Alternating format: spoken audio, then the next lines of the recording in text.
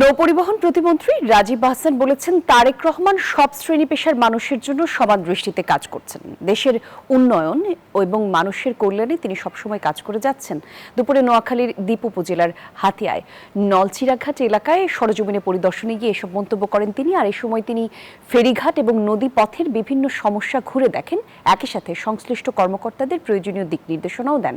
এছাড়া দ্বীপ উপজেলা হাতিয়ার মানুষের যাতায়াত ব্যবস্থা আরও নিরাপদ এবং সহজ করতে মন্ত্রণালয়ের উদ্যোগে নানা পরিকল্পনার কথাও জানিয়েছেন তিনি।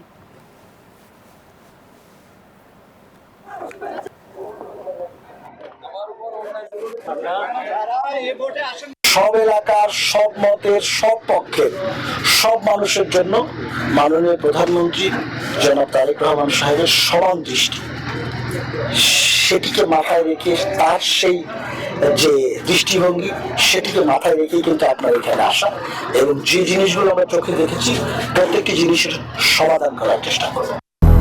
200-র বেশি সার্ভিস ও ফিচারে লেনদেনের সব বিকাশ অ্যাপে সম্ভব।